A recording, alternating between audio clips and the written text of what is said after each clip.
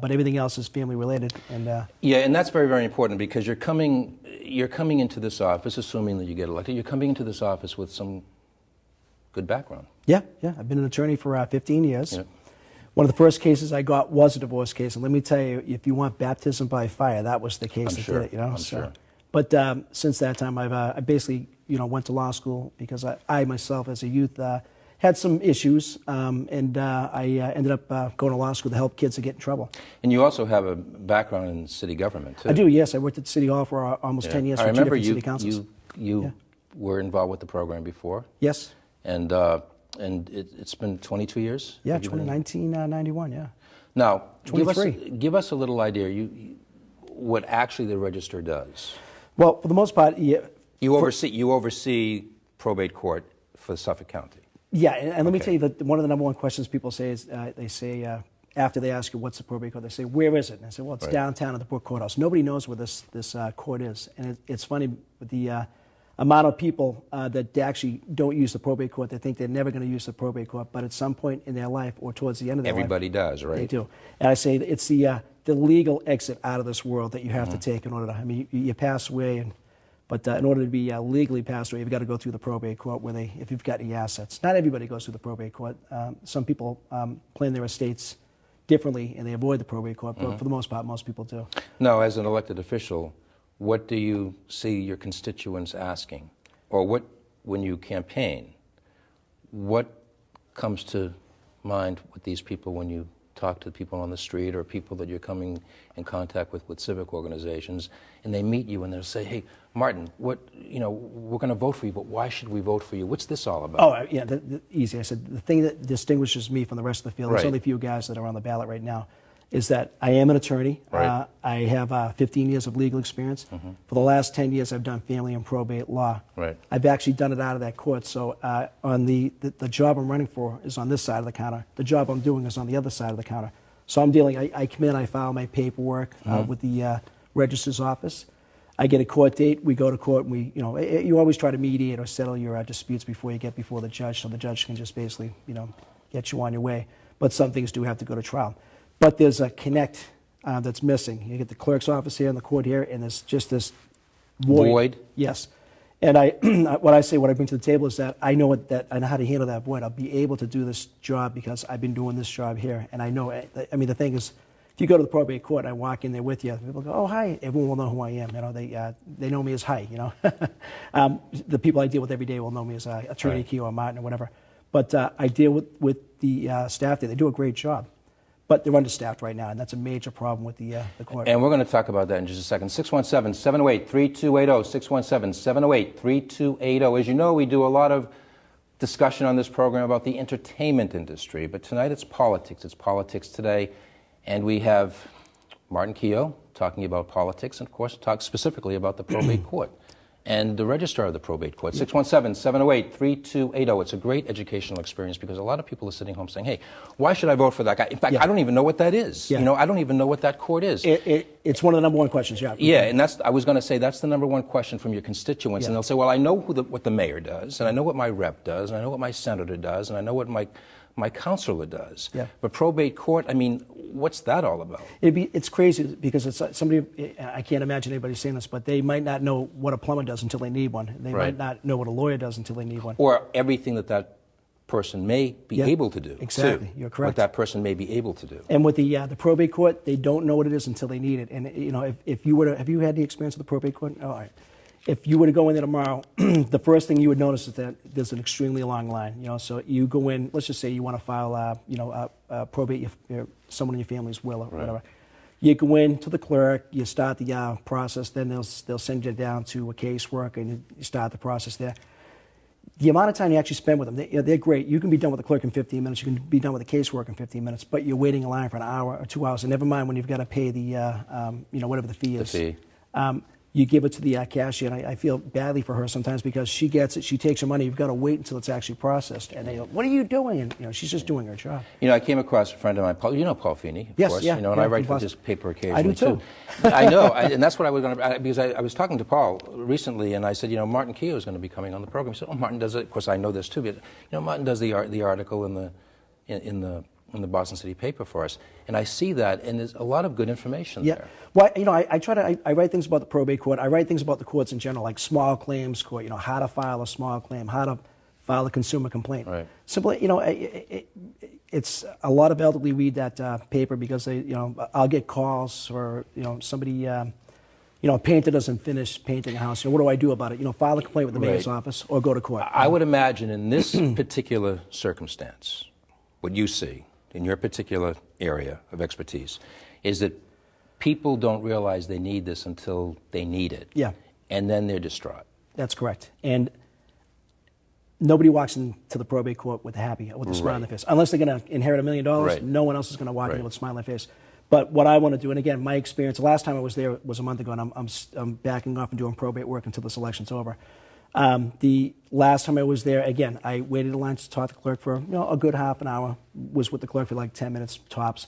Then I had to go down and get the file. They had to go find that. I waited in line for half an hour for them. They had to find the file.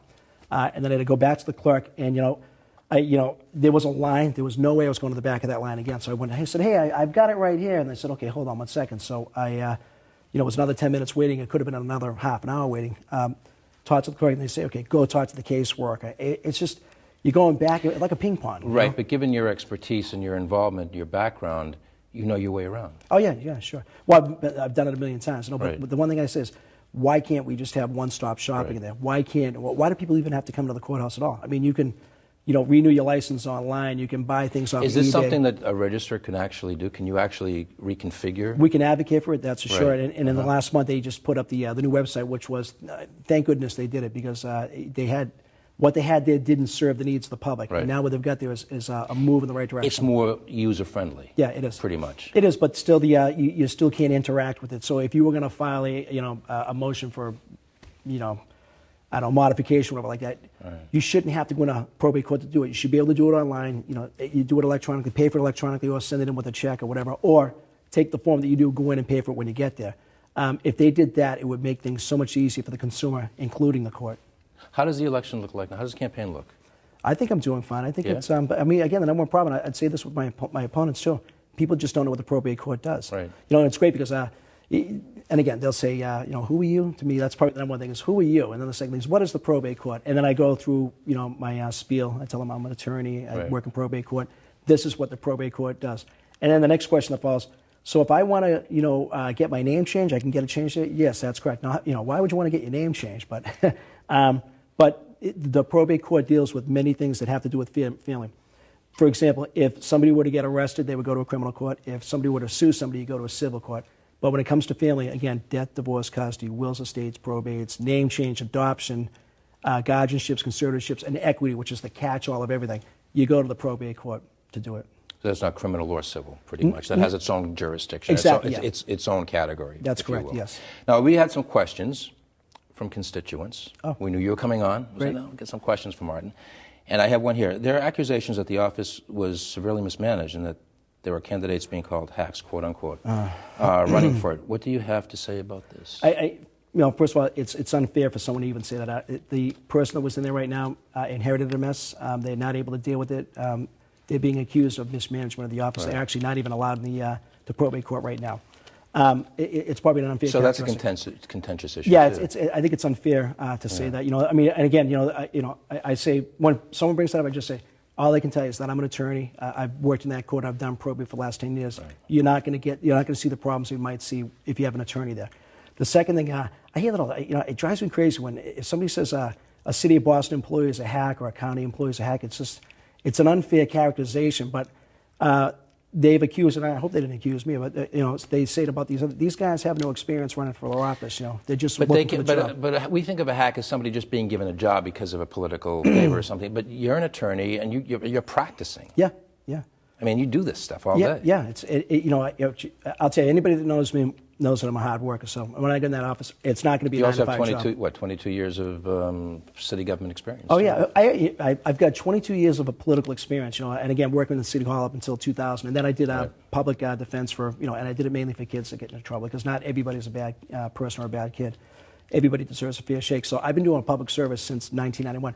But I always joke that I was doing it before then. I used to deliver papers on my street, in the neighborhood, et cetera, and they'd be like, "Can you go and get this? Can you go and do that?" And So I've been doing public service since I was like 9, 10 years old, you know. And that's what this job is, pretty much. It right? is, and we need to put the service back in the public And service. that's what you did when you were in City Hall, too. You were constituent services Yeah, there, yeah, too. yeah. I enjoy it. I mean, the thing is, I like, I enjoy talking to people. You know? And it's like some people like to do crossword puzzles. I use this example all the time.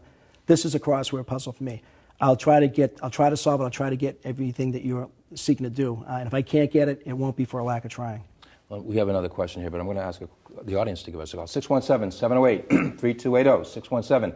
617-708-3280. We're speaking with Mark Keogh, candidate for Register of Family and Probate Court. Is that the correct? Yeah, Family and I Probate put up Court? my cards, Register of Probate, but Probate it's the Register of Family and Probate Court. Okay, the second question. What are you doing to make the office better, improve the office? Oh, that's a softball. That had to come from somebody I know. Well, again, the number one problem with that office are the long lines, and you know. Of course, you already addressed that. Yeah, it's easy to go and say, hey, it's the people. It's not the people that work there. It went from 90 employees down to 55, down to 30. So while they were cutting the staff there or not refilling the jobs because of attrition, the lines were getting longer out the door. And again, it's no exaggeration. The lines are long. The way that we address that, there's a couple of reasons. Now, again, these people that are coming in, 9 out of 10 people that went today, that are going to go tomorrow, and that went yesterday, they're going in without an attorney. It's a problem because you do need an attorney to go in there, but you should be able to do this without getting an attorney. That sounds like something that needs to be changed. Yeah, right? well, no. Or being an attorney, that's what I'm saying. I mean, well, you need an attorney. Is that correct? you should have an attorney help you with any type of legal matter. Right, of course. But in the same process, if you can't afford one or you don't want to get one, it shouldn't be a bar. Right, Going there. that's what I was referring to. So I think that what we have to do, a few years ago they had like lawyers for the day that were there 5 days a week, and it's down to 2 days a week. So what I like to do, number one, is get lawyer of the day 5 days a week. And the way I would do this, it wouldn't cost any money to the taxpayer or the state or the county. But we go to the area law schools and the area law firms and some of the area colleges and create an internship program where these law students, college students come in and help people with the process. Because I would imagine if they didn't have that, then it would be more cumbersome. Oh, yeah, for sure, yeah. And then it would be a lot of taxpayers' money involved. If the budget right now, Right. if I get elected, you know, I'll do everything I can to bring the budget down. I won't Right. raise it, that's for sure. I have no control over that anyway. But I don't think we need any more people to handle the volume of work that's coming in. But we do need things that have to go in. And that internship program is the first start. It serves 3 different purposes. One is that it definitely helps the court. It eases the long lines and the congestion in there. Second thing is that it gives the college student or the first-year law associate valuable Expertise experience. that you can't buy anywhere. And the third and most important thing is that it's going to help the public that can't afford an attorney or doesn't want to get an attorney. And if we can decrease those lines, that's great. The second thing we should do, and they're on the way with this new website they have, is that we've got to make the services of the probate court available online. Not only available online, but able to, again, like eBay and the registry of motor vehicles. Wouldn't that be difficult without an attorney, though? No, it wouldn't be because the forms, and again, you're going to make the forms simplistic. You know, if somebody is going to go in to do a divorce, yeah, you do want to consult with an attorney. But Right. if you get the basic questions out of the way, At least it would start the process. exactly. And so the person goes in and bang, Right. that person that was waiting in line for 2 hours isn't there. You know, if you knock off 50%, that'd be great. It runs smoother. We have a question. Can we have a question, please? Yes, good. How you doing? Good. How are you? Yes, I was calling to find out, does he, Martin or Dan, do anything to help the elderly who don't want to quit work or save their jobs? In other words, Okay, that's a good should question. there be an age limit on working? All right. And thank you very much for that question. And we had, before you came on, we Yeah. had Dan Hunt here, and we were talking about he's a great elderly guy. constituents and yourself coming on. And I'm glad that person asked that, because this is something that you can address too. When you go out to all of these different places, and I'm sure that you're on the street and you're at civic organizations and you're campaigning, and Dan too, you hear questions not necessarily about the probate court. That's correct, yeah. You hear a lot of people that have concerns, that have issues, that need help. Yeah. Similar to this person. And it just happened today where somebody called me up and said, I'm having an issue. I won't bring up what the issue Right. was. So Right. I went down, I met with the person, I said, this is what I think you need to do. But I'll tell you, if I were in the position to, I don't think there's an age limit. I don't think they force people to retire. I know in the fire department and judges they do. But I don't think anybody should force anybody to Right. retire. But I also think that people shouldn't have to work when they get up there in their age. They should be able to enjoy their retirement or those retirement years. Well, that's an economic thing that we're looking at too. And if I part of the process of making the probate court better is I was going to do a volunteer basis if the state of the county would allow if I could bring somebody in that's retired to on a per diem basis to help control the flow of traffic that goes into that court by getting them to the right place. That'd be something I would love to do as well. Well, if you're a registrar, I would imagine that you can reconfigure. You're correct. I've got my ideas of what I want to do in that office. What you need to do to, that's why people elect you, right? Exactly, yeah. And my idea for running that office is it's not to make anyone's job harder, but it's to make the public's experience easier. To go smoother. Yeah. Exactly. So there's not that intimidation, the probate court, what's that all about? Yeah. That would be something that people I think anytime you have the word court at the end of anything, it's not really going to be a pleasant thought in someone's head. No, because we're looking at expense. Yeah. We're looking at an emotional situation. You said divorce, wills, and all of these things conjure up, some connotations that may be unpleasant. When I do this work for my clients too, and I get hired to do it, so I try to use. So I say, everything's okay. Don't worry about it. I'll take care of it. I'll take all the stress off of you. Yeah, but your column in the Boston City paper is practical. Yeah. And that's what people need, because they need, like you said, you need these services at some point. We have a question. Can we have your question, please? Yes, this is Helen again. Hi. And I have one more remark to make. Sure. It should be left up to the elderly person over 65 whether or not they want to retire. Some of us are not ready to retire and should not be forced to retire just because some 65-year-old people go on vacation. And that's the point I'm trying to make. I agree. My mother's 80 years old, and she wants to go back to work again. But there's not a lot of economic opportunities out there. Well, the economy if you already have a position, why should you be forced out of it to put in a younger dummy? Right. I think you'll get that from a lot of people that will say the same thing. I'm not sure what goes on in the private sector all the time, but again, I think the fire department's got a mandatory age. Judges have a mandatory age. It's not fair. But what line of work are you in, Helen? But you Shut off the air, okay, sorry. But you see a lot. You hear a lot from people all over because they have concerns. Yeah. Yes. Everything. Yes. All right, young man. Have a good night. Thank you very much. Thank you very much. Good night. Good night. But you see you hear all of these different concerns, and we were talking about the probate court. People are intimidated. Yeah. And people need to be reassured. Any court you go into, the person who doesn't have an experience with that court is going to be intimidated by what the process is, and there's a process for everything. And when I do my practice in the probate court or the criminal court or the civil court, after a while you get to, and we just talked about this earlier, you get to realize what the routine is. That and again, for example, you go to one court, they do it one different way, and another one a completely different way. So. And that's something I wanted to talk about too, because we're looking at Boston, Chelsea. We're looking at Revere, and we're looking at Winthrop. Yes. Right? All different. Yeah. They're all different communities. They are.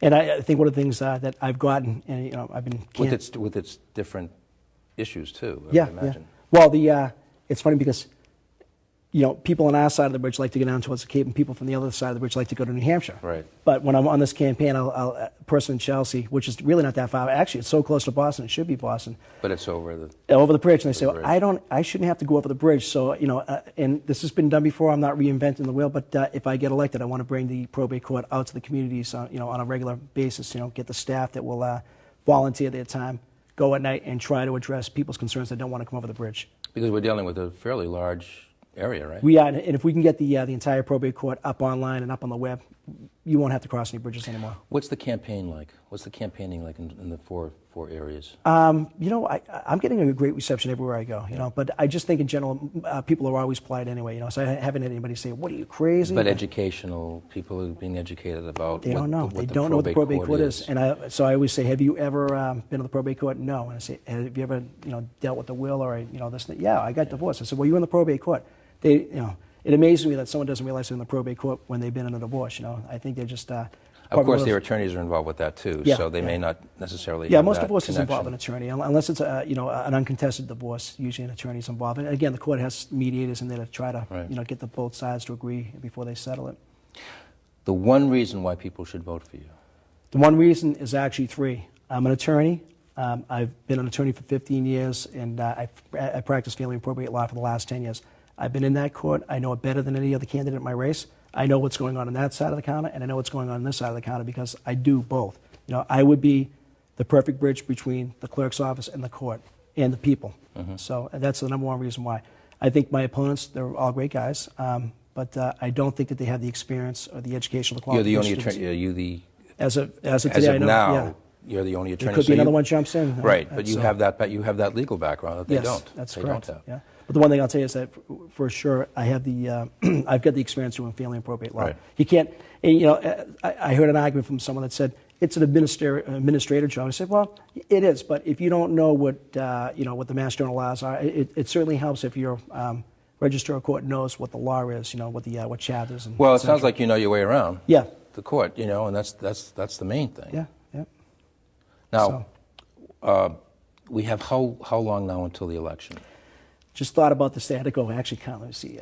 Today's May. The election is 22nd. September, it's right? less than 16 weeks away. There's only going to be a primary. Okay, it's just a primary. Yeah.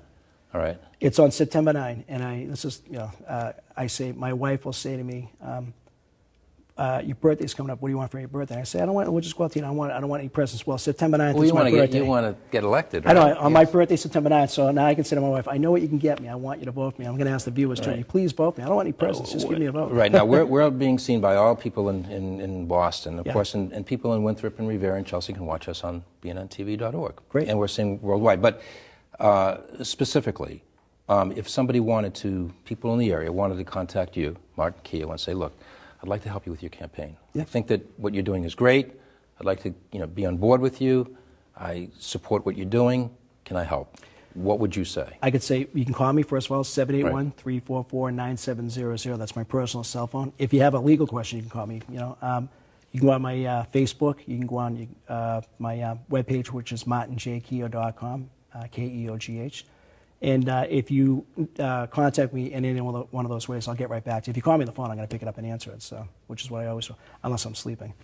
Anything else that you want to, anything that you hear the constituents talk about relative to what you're running for, that people may not know much about, that you think it's important to educate people about? Yeah, this is the number one thing. Okay, I have to say this everywhere I go. You get the governor's race is the same day. You got governor, lieutenant governor, treasurer, auditor, state rep, state senator, governor's council, dog A plethora catcher. of candidates to vote for, right? And then there's the register of probate. And so I say to people, when you go in, don't start at the top. Start at the bottom. I'm going to be somewhere. I won't be the first name on the ballot, but I'll be somewhere in the middle. And the other thing I would say is, I'm the other Marty. When you think register of probate, think of the other Marty, Marty Keogh. But I will be there. I'm on the ballot. I've been qualified, and it's the election's 16 short weeks away. Okay. And we do have one more call. Can we have your question, please? Yes, I have a question Yes. for Martin. Yep. I was wondering what made him run for this particular office, and what does he Good think question. is the most important issue we're facing? Okay. Why run for the office, and what's the most important issue that you Well, I'll see? tell you, definitely, it's because I'm a family probate lawyer, because I've been in that court, I realized how long the lines are. It was frustrating for me, and I go through things all the time. I go in a court, but that office is one of the most frustrating. And the people I talk to, and again, if I said to you, have you been in probate court, and you say, yeah, I won't even ask you what the experience is because I know. The lines are too long. There's got to be better public service, better customer service. We need to have that. We have to have someone that's doing that. That's why I want to do it. And again, the reason I'm running is for the same reason I became a lawyer. I like to help people. It's the reason why I got involved in politics. I like to help people. This is an area that I can say that I've got the most experience out of any candidate in this race, and I think it's an area that's, I want to say it's a natural fit for me because it's what I actually do for work. To use a term, you want to make it user-friendly. Yeah, user-friendly, absolutely. Your phone number again for people who want to contact you. 781-344-9700. Well, we had a great show tonight. All right, great. Thank you, John. Very educational. I want to thank my first guest, Dan Hunt, and also Martin Keogh, candidate for Register of Probate Court. Suffolk County, yeah. Thank you very, very much for joining us here on BNN TV, RCN TV, and also bnntv.org. I'd like to take this opportunity to thank all of the people here at BNN TV for helping us, both the crew and the people that are behind the cameras and the people in the control room. Believe me when I say this, folks, I do not do this by myself. Believe me when I say that. We want to thank everybody here in the studio that has helped put this program on, bring it into your homes tonight. And also something very, very special. We don't usually do a Politics Today show. We usually do a program that pertains to the entertainment industry, the motion picture industry coming here in the Bay State. Very economically important factor here in the Bay State. It's a win-win situation for not only the motion picture industry, but the local actors who ply their trade here, as well as the state and the tourism industry. However, as Martin has mentioned, and also Dan Hunt prior to him, September 9th is, Martin, am I right? September 9th is primary. That's correct. That's the primary day, and the general election will be in November. Exercise your civic duty. Know who the candidates are that you're voting for. Do some research. Watch television programs where the candidates are on and read their, like what they can do. They can read your article in the Boston City paper. That's correct, yeah. It's usually and that's weekly, online right? too. That's online too. Yeah. And know what the issues are. Exercise your civic duty. September 9th, vote in the primary right here in Massachusetts. For everybody here at BNN TV, take care.